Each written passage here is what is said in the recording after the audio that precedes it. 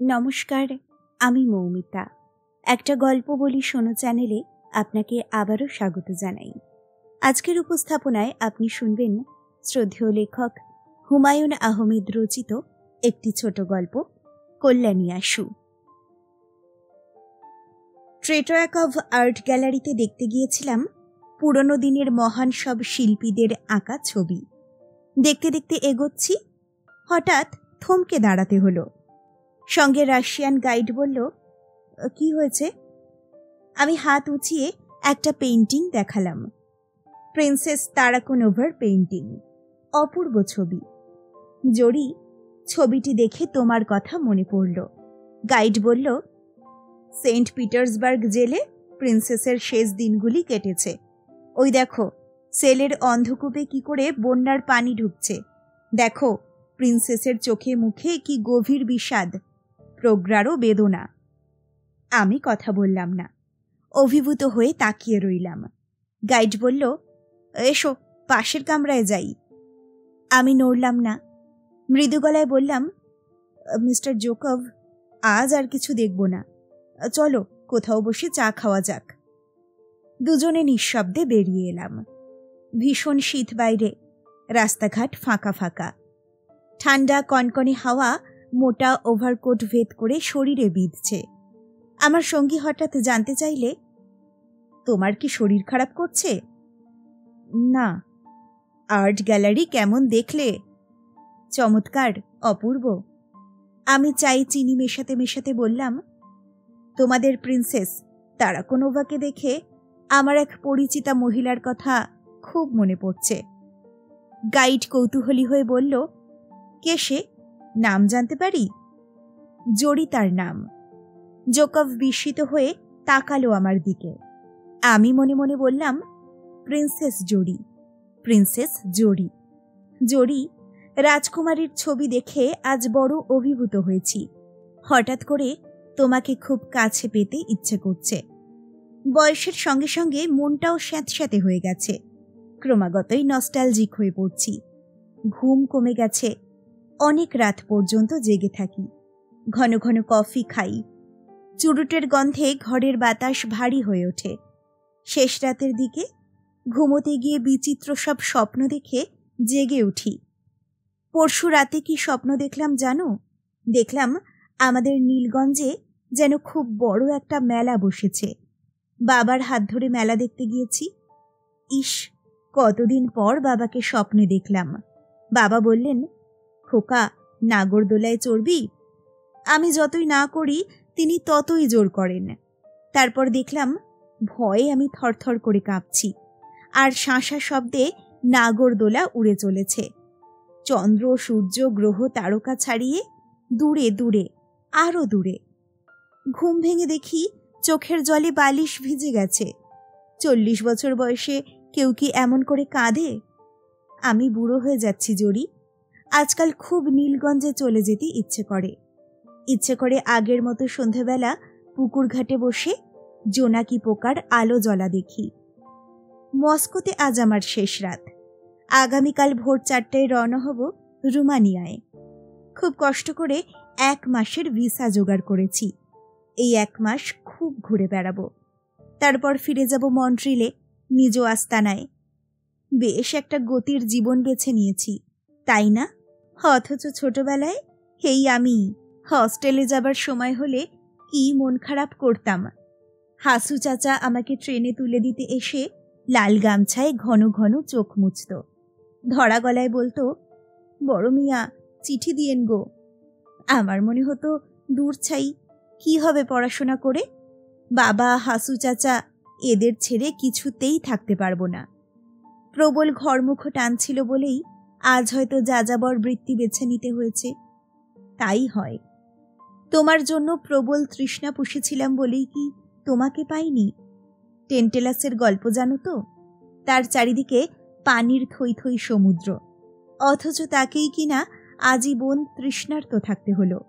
জরি, তোমার কি মনে আছে বিয়ের পরদিন তোমাকে নিয়ে যখন নীলগঞ্জে আসি, তুমি ট্রেনের জানলায় মুখ রেখে খুব কেঁদেছিলে। তখন কার্তিকের শুরু। ধানি রঙের রোদে ঝলমল করছে চারিদিক। হালকা হিমেল বাতাস। মনে আছে সেসব কথা? আমি বলেছিলাম, মাথাটা ভেতরে টেনে নাও জড়ি, কয়লার গুঁড়ো এসে চোখে পড়বে।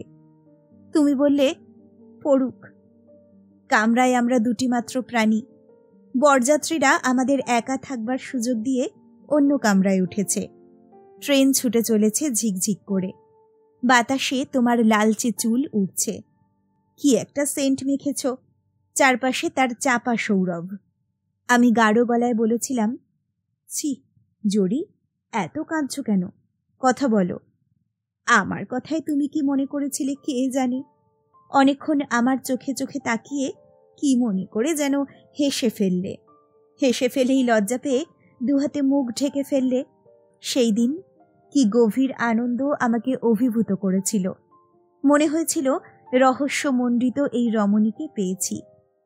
গৌরীপুরে গাড়ি অনেকক্ষণ হল্ট করল। একজন অন্ধ ভিখারি একতারা বাজিয়ে আমাদের কামরার সামনে খুব গান গাইতে লাগল। ও মন, এই কথাটি না জানলে প্রাণে বাঁচতাম না। তুমি অবাক হয়ে বললে, কি সুন্দর গায়। তারপর 2টি টাকা বের করে দিলে।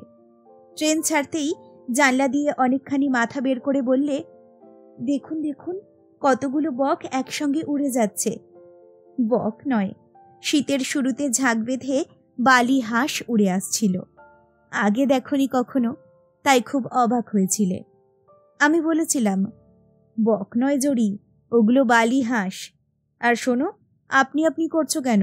আমাকে তুমি করে বলবে। ওই হাঁসগুলি কোথায় যাচ্ছে? বিলের দিকে। আপনাদের নীলগঞ্জে বিল আছে? আবার আপনি? তুমি হেসে বললে, নীলগঞ্জে বিল আছে। আমি বললাম, বলো, তোমাদের নীলগঞ্জে বিল আছে? তুমি মুখ ফিরিয়ে হাসতে শুরু করলে।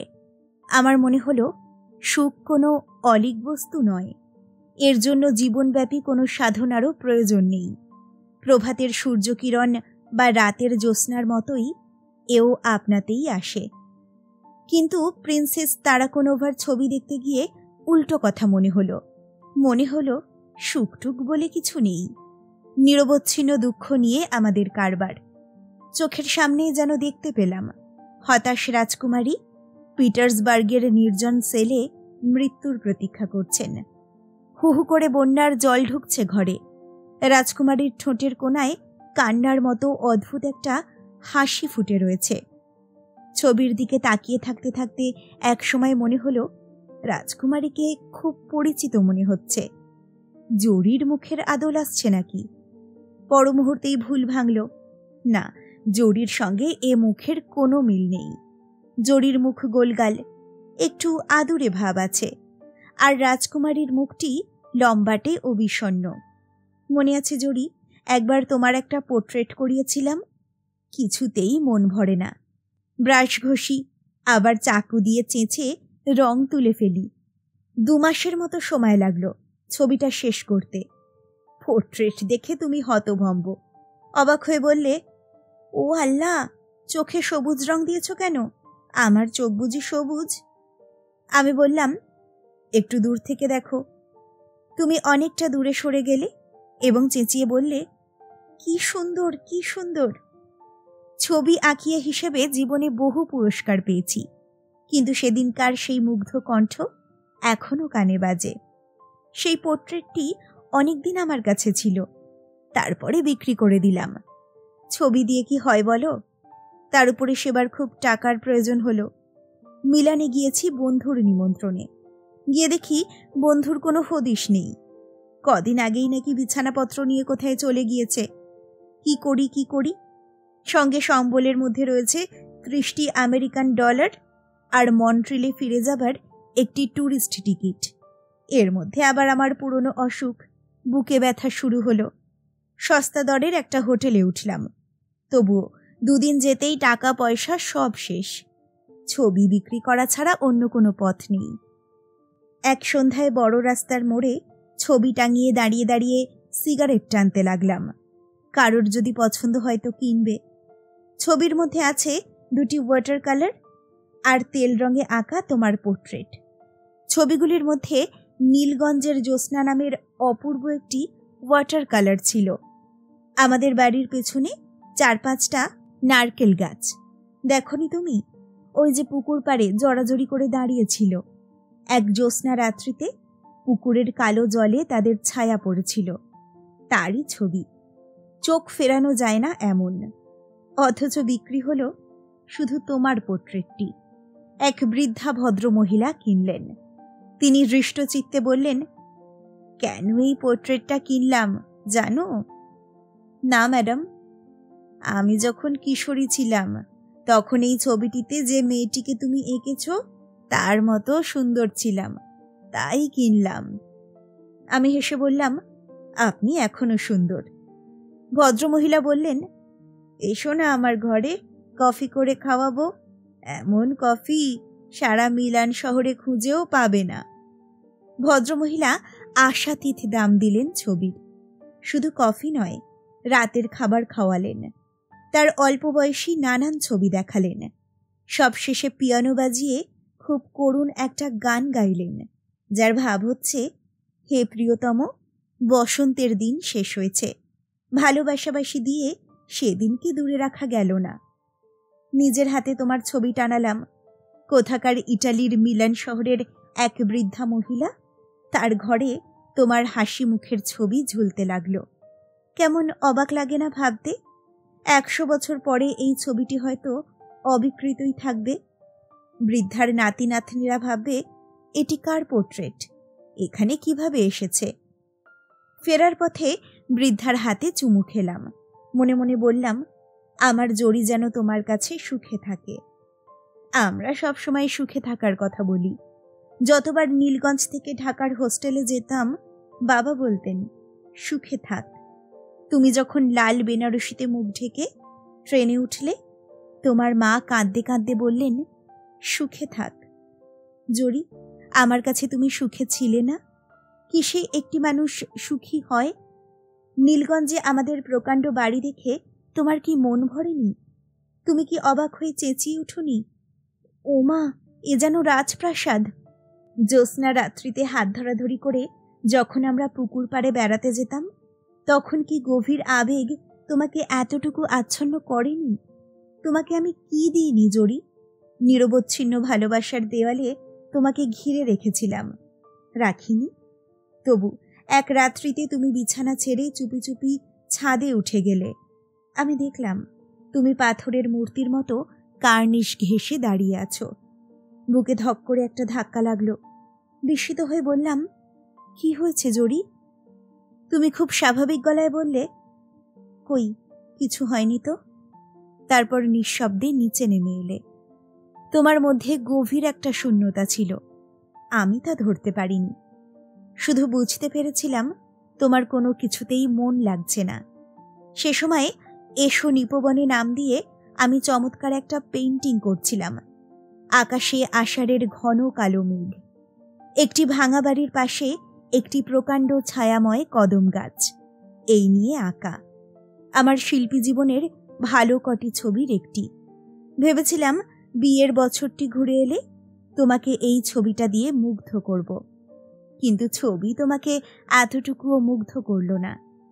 তুমি ক্লান্ত গলায় বললে, 1 বছর হয়ে গেছে বিয়ের। ইস, কত তাড়াতাড়ি সময় যায়। তোমার কণ্ঠে কি সেদিন চাপা একটা বিষাদ ধ্বনিত হয়ে উঠেছিল? ক্রমে ক্রমে তুমি বিষণ্ণ হয়ে উঠতে লাগলে। প্রায় মাঝরাতে ঘুম ভাঙলে দেখতাম তুমি জেগে বসে আছো। অবাক হয়ে বলেছি, কি হয়েছে জড়ি? কই, কিছু হয়নি তো। ঘুম আসছে না? আসছে বলেই তুমি আবার কুণ্ডলি পাকিয়ে শুয়ে পড়লে, কিন্তু তুমি জেগে রইলে, অথচ ভান করতে লাগলে যেন ঘুমিয়ে আছো। আমি বললাম, জড়ি, সত্যি করে বলো তো তোমার কি হয়েছে? কিছু হয়নি। কোথাও বেড়াতে যাবে? কোথায়? কক্সবাজার যাবে? হোটেল ভাড়া করে থাকবো? ভাল লাগে না। তারও অনেকদিন পরে এক সন্ধ্যায় ঘনঘোর হয়ে মেঘ করল। রাত বাড়ার সঙ্গে সঙ্গে শুরু হলো ঝড়। দরম শব্দে এক একবার আছড়ে পড়ছে জানলার পাট। বাজ পড়ছে ঘন ঘন। ঘরের লাগোয়া জাম গাছে শোঁ শোঁ শব্দ উঠছে। দুজনে বসে আছি চুপচাপ। তুমি হঠাৎ এক সময় বললে, তোমাকে একটা কথা বলি, রাখবে? আমি বিস্মিত হয়ে বললাম, কি কথা? আগে বলো, রাখবে? নিশ্চয়ই রাখব। তুমি তখন আমাকে তোমার আনিস স্যারের গল্প বললে, যিনি কলেজে তোমাদের অঙ্কের প্রফেসর ছিলেন। খামখেয়ালির জন্যে যার কলেজের চাকরিটি গেছে, এখন খুব খারাপ অবস্থায় রয়েছেন, কোনো রকমে দিন চলে। তুমি আমাকে অনুরোধ করলে নীলগঞ্জে নতুন যে কলেজ, সেখানে তাকে একটি চাকরি জোগাড় করে দিতে। তুমি উজ্জ্বল চোখে বললে, আনিস স্যার মানুষ নন, সত্যি বলছি, ফেরেস্তা। তুমি আলাপ করলেই বুঝবে। আমি বললাম, নীলগঞ্জের কলেজের এখনো তো অনেক দেরি, মাত্র জমি নেওয়া হয়েছে। হোক দেরি, আনিস স্যার ততদিন থাকবে আমাদের এখানে। নিচের ঘর তো খালিই থাকে, একা মানুষ, কোনো অসুবিধা হবে না। একা মানুষ? মেয়ে আর বউ দুজনের কেউ বেঁচে নেই। একদিনে দুজনে মারা গেছে কলেরায়। আর কি মজা জানো, তার পরদিনই আনিস স্যার এসেছেন ক্লাস নিতে। প্রিন্সিপাল স্যার বললেন, আজকে বাড়ি যান, ক্লাস নিতে হবে না। আনিস স্যার বললেন, বাড়িতে গিয়ে করবোটা কি, কি আছে বাড়িতে? আমি বললাম, চিঠি লিখলেই কি তোমাদের স্যার আসবেন এখানে? হ্যাঁ আসবেন, আমি লিখলেই আসবেন। লিখব স্যারকে? বেশ, লেখো। তুমি সঙ্গে সঙ্গে চিঠি লিখতে উঠে গেলে। সে চিঠি শেষ হতে অনেক সময় লাগলো। বসে বসে দেখলাম অনেক কাটাকুটি করলে, অনেক কাগজ ছিঁড়ে ফেললে, এবং একসময় চিঠি শেষ করে হাসি মুখে উঠে এলে। তোমাকে সেরাতে ভীষণ উৎফুল্ল লাগছিল। লিখতে লিখতে কেমন যেন লাগছে। এখন প্রায় মধ্যরাত্রি, তবু ইচ্ছে হচ্ছে রাস্তায় একটু হেঁটে বেড়াই।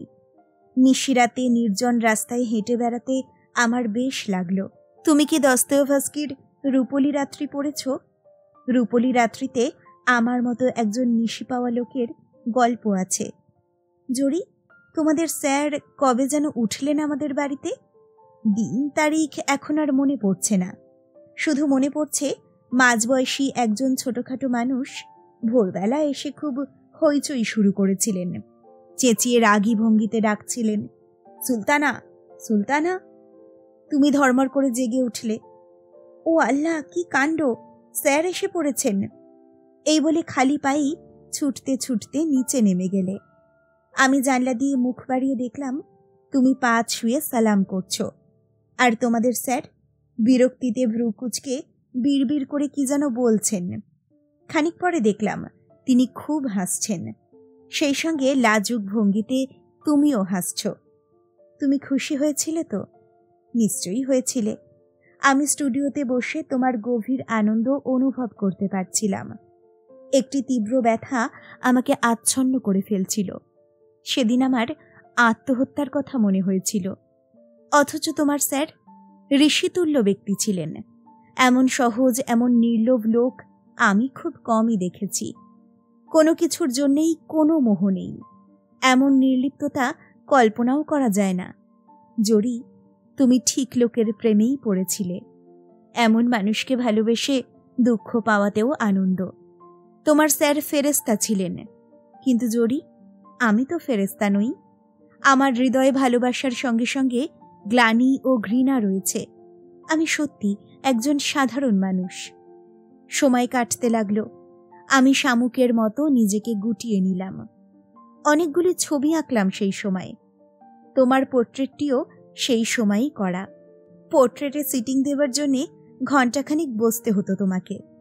তুমি হাসি মুখে এসে বসতে, কিন্তু অল্পক্ষণ পরেই ছটফট করে উঠতে। এই রে, স্যারকে চা দেওয়া হয়নি, একটু দেখে আসি, 1 মিনিট প্লিজ। আমি তুলি হাতে তোমার ফেরার প্রতীক্ষা করতাম। 1 কাপ চা তৈরি করতে প্রচুর সময় লাগতো তোমার। মাঝে মাঝে আসতেন তোমার স্যার, অর্ধ সমাপ্ত ছবিগুলি দেখতেন খুঁটিয়ে খুঁটিয়ে, এবং বলতেন, ছবি আমি ভালো বুঝি না, কিন্তু আপনি যে সত্যিই ভালো আঁকেন তা বুঝতে কষ্ট হয় না। তার প্রশংসা আমার সহ্য হতো না। আমি হাত গুটিয়ে বসে থাকতাম। তিনি বলতেন, আপনি আঁকুন, আমি দেখি কি করে ছবি আঁকা হয়। আমি কারোর সামনে ছবি আঁকতে পারি না। তবু তোমার স্যার বসে থাকতেন। তীব্র ঘৃণায় আমি কতবার তাকে বলেছি, এখানে বসে আছেন কেন, বাইরে যান। কোথায় যাব? নদীর ধারে যান, জরিকে সঙ্গে নিয়ে যান। কাজের সময় বিরক্ত করছেন কেন আপনি? অপমানে তোমার মুখ কালো হয়ে উঠত। থমথমে স্বরে বলতে, চলুন স্যার, আমরা যাই। ক্রমে ক্রমেই তুমি সরে পড়তে শুরু করলে। পরিবর্তনটা খুব ধীরে হচ্ছিল, সেজন্যই ঠিক বলতে পারবো না কখন থেকে তুমি আমাকে ঘৃণা করতে শুরু করলে। ব্যক্তিগত হতাশা ও বঞ্চনা, এই দুই মিলিয়ে মানসিক দিক থেকে অনেক আগেই অসুস্থ হয়ে পড়েছিলাম। সে অসুখ ছড়িয়ে পড়ল শরীরে। এক নাগারে জ্বর চলল দীর্ঘদিন। ঘুম হয় না, বুকের মধ্যে এক ধরনের ব্যথা অনুভব করি, তীব্র যন্ত্রণা। অসুখ বিসুখে মানুষ খুব অসহায় হয়ে পড়ে। সে সময়ে একটি সুখকর স্পর্শের জন্য মন কাঁদে। কিন্তু তুমি আগের মতোই দূরে দূরে রইলে। যেন ভয়ানক একটি ছোঁয়াচে রোগে আমি শয্যাশায়ী। ছোঁয়াচ বাঁচিয়ে না চললে সমূহ বিপদ। তোমার স্যার আসতেন প্রায়ই। আমি তার চোখে গভীর মমতা টের পেতাম। তিনি আমার কপালে হাত রেখে নরম গলায় বলতেন, একটি গল্প পড়ে শোনাই আপনাকে, আপনার ভালো লাগবে। আমি রেগে গিয়ে বলতাম, একা থাকতেই আমার ভালো লাগবে, আপনি নিচে যান, কেন বিরক্ত করছেন? এত অস্থির হচ্ছেন কেন? আমি একটু বসি এখানে, কথা বলি আপনার সঙ্গে। না না, অসহ্য, আপনি জরির সঙ্গে কথা বলুন। আমার অসুখ সারে না কিছুতেই। বাবার বন্ধু শশধর ডাক্তার রোজ দুবেলা আসেন আর গম্ভীর হয়ে মাথা নাড়েন। তিনি জিজ্ঞেস করেন, হাঁপানির টান ওঠে নাকি বাবা? হাঁপানি তোমাদের বংশের অসুখ, তোমার দাদার ছিল, তোমার বাবারও ছিল। শ্বাস নিতে কোনো কষ্ট টের পাও? একটু যেন পাই। ডাক্তার চাচা একটা মালিশের শিশি দিলেন। শ্বাসের কষ্ট হলে অল্প অল্প মালিশ করবে, সাবধান মুখে যেন না যায়, তীব্র বিষ। ছোট্ট একটি শিশিতে ঘন কৃষ্ণবর্ণ তরল বিষ। আমি মন্ত্রমুগ্ধের মতো সেই শিশিটার দিকে তাকিয়ে রইলাম। ডাক্তার চাচা চলে যেতেই তোমাকে ডেকে বললাম, জরি, এই শিশিটাতে কি আছে জানো? জানি না, কি আছে? তীব্র বিষ, সাবধানে তুলে রাখো। তোমাকে কেন বললাম এ কথা কে জানে, কিন্তু বলবার পরে দারুণ আত্মপ্রসাদ হলো। দেখলাম তুমি সরু চোখে অনেকক্ষণ তাকিয়ে রইলে আমার দিকে। কি ভাবছিলে? অসুখ সারল না, ক্রমেই বাড়তে লাগলো। চোখের নিচে গাঢ় হয়ে কালি পড়ল। জন্ডিসের রোগীর মতো গায়ের চামড়া হলুদ হয়ে গেল। দিনরাত শুয়ে শুয়ে থাকি, কত কি মনে হয়, কত সুখ স্মৃতি, কত দুঃখ জাগানিয়া ব্যথা, শ্লথ সময় কাটে। এক এক রাতে ঘন ঘোর হয়ে বৃষ্টি নামে। ঝমঝম শব্দে গাছের পাতায় অপূর্ব সঙ্গীত ধ্বনিত হয়। শুয়ে শুয়ে শুনি, নিচের ঘরে বৃষ্টির সুরের সঙ্গে সুর মিলিয়ে তুমি গান করছো। কি সব দিন কেটেছে। একটি প্রশস্ত ঘর, তার এক প্রান্তে প্রাচীনকালের প্রকাণ্ড একটা পালঙ্ক। সেখানে শয্যা পেতে রাত দিন খোলা জানলার দিকে তাকিয়ে থাকা। কি বিশ্রী জীবন! ডাক্তার চাচা কতবার আমার মুখের উপর ঝুঁকে পড়ে বলেছেন, কেন তোমার অসুখ সারে না, বলো কেন? আমি কি করে বলবো? যাও, হাওয়া বদল করে এসো, বৌমাকে নিয়ে ঘুরে এসো কক্সবাজার থেকে। আচ্ছা যাব। আচ্ছা নয়, কালই যাও, সন্ধ্যায় ময়মনসিংহ এক্সপ্রেসে। এত তারা কিসের? তারা আছে, আমি বলছি বৌমাকে সব ব্যবস্থা করতে। ডাক্তার চাচা সেদিন অতিরিক্ত ব্যস্ত হয়ে ডাকল, ও বৌমা, বৌমা। তুমি তো প্রায় সময়ই থাকতে না, সেদিনও ছিলে না। ডাক্তার চাচা অনেকক্ষণ অবাক হয়ে তাকিয়েছিলেন সেদিন। শুধু কি তিনি, এ বাড়ির সবকটি লোক কৌতূহলী হয়ে দেখত আমাকে।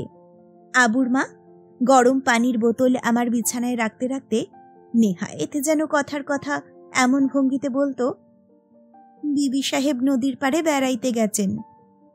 আমি বলতাম না কিছুই। অসহ্য বোধ হলে বিষের শিশিটির দিকে তাকাতাম, যেন সেখানে প্রচুর সান্ত্বনা আছে। জরি, আমাদের এ বংশে অনেক অভিশাপ আছে।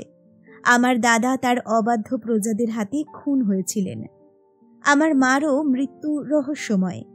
লোকে বলে তাকে নাকি বিষ খাইয়ে মারা হয়েছিল। আমার সারাক্ষণ মনে হয় পূর্বপুরুষের পাপের প্রায়শ্চিত্ত আমাকেও করতে হবে। জড়ি, আমার জড়ি, আহ, কতদিন তোমাকে দেখি না। তোমার গোলগাল আদুরে মুখ এখনো কি আগের মতো আছে? না, তা কি আর থাকে? জীবন তো বহতা নদী। মাঝে মাঝে তোমার জন্য খুব কষ্ট হয়, ইচ্ছে হয় আবার নতুন করে জীবন শুরু করতে। ট্রেনে করে তুমি প্রথমবারের মতো নীলগঞ্জে আসছো, সেখান থেকে ওই যে গৌরীপুরে ট্রেন থেমে থাকলো অনেকক্ষণ। একজন অন্ধ ভিখিরি একতারা বাজিয়ে করুণ সুরে গাইল, ও মনা। এই কথাটি না জানলে প্রাণে বাঁচতাম না। ও মনা, ও মনা। তুমি ভিখারিকে 2টি টাকা দিলে। তোমার কথা মনে হলেই কষ্ট হয়, ভালোবাসার কষ্ট। আমার চেয়ে বেশি আর কে জানবে বলো? তোমার ব্যথা আমি সত্যি সত্যি অনুভব করেছিলাম। তোমার স্যার যেদিন নিতান্ত সহজ এবং স্বাভাবিক ভঙ্গিতে বললেন, সুলতানা, আমার সুটকেসটা গুছিয়ে দাও, আমি ভোরে যাচ্ছি, তখন তোমার চোখে জল টলমল করে উঠল। তোমার স্যার সেদিকে লক্ষ্যও করলেন না। সহজ ভঙ্গিতে এসে বসলেন আমার বিছানার পাশে। গাঢ় স্বরে বললেন, আপনি জড়িকে নিয়ে সমুদ্রের তীরে কিছুদিন থাকুন, ভালো হয়ে যাবেন। আমি বললাম, না না, আমি যাব না। সমুদ্র আমার ভালো লাগে না। আপনারা দুজনে যান। সমুদ্র তীরে সবসময় 2 জন করে যেতে হয়, এর বেশিও নয়, এর কমও নয়। তোমার স্যার তৃপ্তির হাসি হাসতে লাগলেন। তুমি মাথা নিচু করে দাঁড়িয়ে রইলে, একটি কথাও বললে না। আমি দেখলাম খুব শান্ত ভঙ্গিতে তুমি তোমার স্যারের সুটকেস গুছিয়ে দিলে। রাস্তায় খিদে পেলে খাবার জন্যে একগাদা কি সব তৈরি করে দিলে। তিনি বিদায় নিলেন খুব সহজভাবেই। ঘর থেকে বেরিয়ে একবারও পিছনে ফিরে তাকালেন না। তুমি মূর্তির মতো গেটের সামনে দাঁড়িয়ে রইলে। জড়ি, তুমি ভুল লোকটিকে বেছে নিয়েছিলে। এই সব লোকের কোনো পিছু টান থাকে না। নিজ স্ত্রী কন্যার মৃত্যুর পরদিন যে ক্লাস নিতে আসে, তাকে কি আর ভালোবাসার শিকলে বাঁধা যায়? তোমার স্যার চলে যাবার দিন আমি তোমাকে তীব্র অপমান করলাম।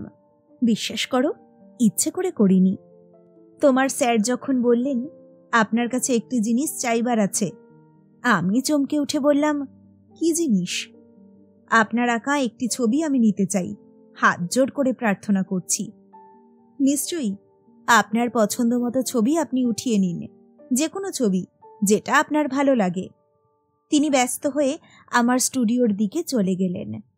আমি তোমার চোখে চোখ রেখে বললাম, স্যার কোন ছবিটি নেবেন তুমি জানো জড়ি? না। স্যার নেবেন তোমার পোর্ট্রেট। তিনি কিন্তু নিলেন অন্য ছবি, জল রঙে আঁকা, এসো নিপবনে। তাকিয়ে দেখি অপমানে তোমার মুখ নীল হয়ে গেছে। তীব্র ঘৃণা নিয়ে তুমি আমার দিকে তাকালে। সেই সব পুরনো কথা তোমার কি মনে পড়ে? বয়স হলে সবাই তো নস্টালজিক হয়, তুমি হওনি? কুটিল সাপের মতো যে ঘৃণা তোমার বুকে কিলবিল করে উঠেছিল, তার জন্যে তোমার কি কখনো কাঁদতে ইচ্ছে করে না? তুমি কাঁদছ, এই ছবিটি বড় দেখতে ইচ্ছে করে। তোমার স্যার চলে যাবার পরে তুমি কি করবে তা কিন্তু আমি জানতাম জড়ি। তোমার তো এছাড়া অন্য কোনো পথ ছিল না। মিছিমিছি তুমি সারা জীবন লজ্জিত হয়ে রইলে। আমি তোমাকে চন্দ্রনাথ পাহাড়ে বেড়াতে নিয়ে যেতে চেয়েছি, তুমি বলেছ না। তোমাকে কিছুদিন তোমার বাবা মার কাছে রেখে আসতে চেয়েছি, তুমি কঠিন স্বরে বলেছ না। কতবার বলেছি বাইরে থেকে ঘুরে এলে তোমার মন ভালো থাকবে, তুমি শান্ত স্বরে বলেছ আমার মন ভালোই আছে। আমি জানতাম ঘৃণার দেয়ালে বন্দী হয়ে একজন মানুষ বেশি দিন থাকতে পারে না। তোমার সামনে 2টি মাত্র পথ, 1 মরে যাওয়া, আর 2 কিন্তু মরে যাওয়ার সাহস তোমার ছিল না। কাজেই দ্বিতীয় পথ তুমি যা বেছে নেবে তার জন্য আমি অপেক্ষা করছিলাম। এও এক ধরনের খেলা। আমি জানতাম তুমি এবারও পরাজিত হবে। পরাজয়ের মধ্যেই আসবে জয়ের মালা।